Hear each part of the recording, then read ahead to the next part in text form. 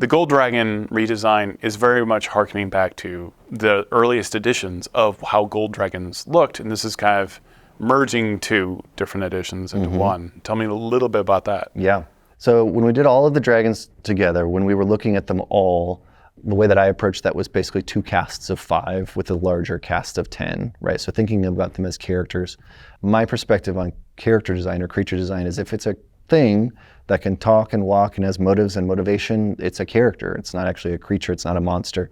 So how do we look at these characters as a set of 10 and how do we differentiate them? So we got a chance to kind of approach them almost from a not, I wouldn't say a clean slate, but looking at what was there in 2014, looking at the text, reading the monster manual, reading every entry, understanding where they live, what their motivations are, where their biome is, and trying to create visual designs that, looking back at the previous editions, all of them, what was working really well there and what do we want to bring forward. And so we look at the Gold Dragon. That's a good example of, we liked kind of the first and second edition vibe of how it was there, and that was somewhat maintained in the 3rd through 5th edition styles. But we wanted to kind of go back and harken back to that previous design in a way to help separate it from the crew, because there was, even within the metallics, the gold does sort of stand apart as being different in a way, right? It's more mysterious in a way, right? Mercurial. It likes to be in its own space. It likes to live isolated in a way, whereas the Silver Dragon is very opposite, right? It's personable and it's happy to engage and talk with people, and most of the other ones are too. It kind of felt like creating a separate creature entirely from like a metagaming, power gaming standpoint. Also, if you could create a perfect dragon to beat the red dragon, it would basically be the gold. Especially if you make it have wings where it doesn't need them to fly. Because now what you have is a dragon that is immune to fire, so one of the biggest threats. It can fly, but it doesn't need its wings, and it's aquatic, so it can breathe underwater for a long time. So you have a very easy counter to your red dragon of basically a long coiling snake-like serpentine dragon in the gold that could wrap around a red dragon, be immune to fire, and then drown it. And that still has a weakening spray as well. Yeah. Yeah. And there you go.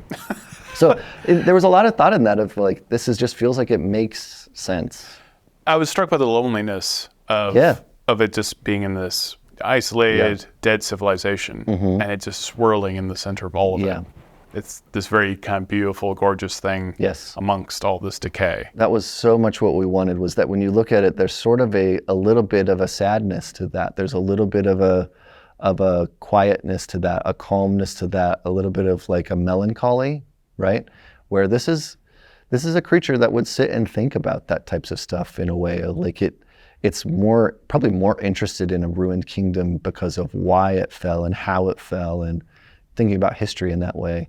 So creating an image that can hopefully evoke that right away, that this is a creature that is different, and the way that it thinks and acts is different. And we tried to do that very intentionally with all of the metallic illustrations of showing how they would interact with people. So on the Silver Dragon, it was showing sort of an opposite of the coin in the metallic. It's very different, right? Yeah. It's all about celebration, and it's this massive creature in the middle of this city or arena where it's like celebrating this war or something that they've come home to, and everybody is like happy that this is finally over, and their champion is kind of telling them that peace is here, right? Whereas the Gold Dragon is kind of isolated and alone and thinking about the future in a way. So we're talking about dragons. I'm also really excited that we have this digital dragon art book that comes with anyone who pre-orders the digital physical bundle on D&D Beyond. And this is over 50 pages. It's 100 pieces of art. There will be a lot of pieces only seen in this book, about 25 plus, where we're really showing the steps along the way to these final designs. And we have a lot of really great orthographics of each dragon that really kind of illustrate the scenes, and these kind of bring the dragons to life. And so the other dragons had redesigns as well. Like, they did. How did you kind of like ramp up these classic designs? Yeah, for each of them we wanted to play up what was there, right, especially in their personality. And the Black Dragon is, basically all about ruin and death and decay and hate. It's evil, and it's the purest incarnation of evil, in the fact that it hates everything. It probably hates itself. It just genuinely is a despicable creature.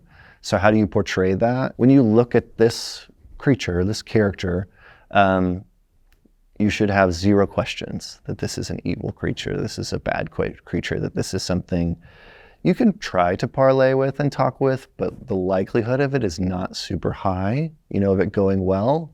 So we really wanted to play up, sort of that. I remember actually reading the 2014 manual.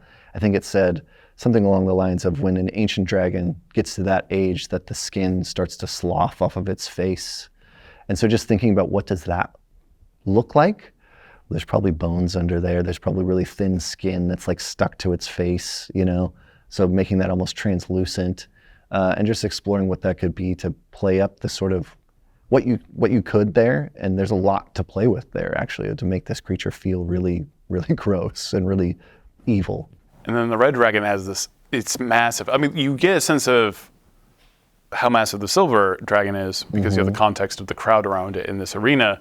The red dragon is just enormous. It's huge. Yeah, it's a big one. Yeah. Yeah, the red dragon is huge. We wanted to update the red, and the red was the one we probably updated the least. It's sort of the most iconic.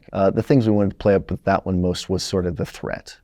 If you think about a cast of 5, what is that leader of those 5 kind of like, right? So this is the apex predator in a way of all of the chromatics and in a way of all of the true dragons.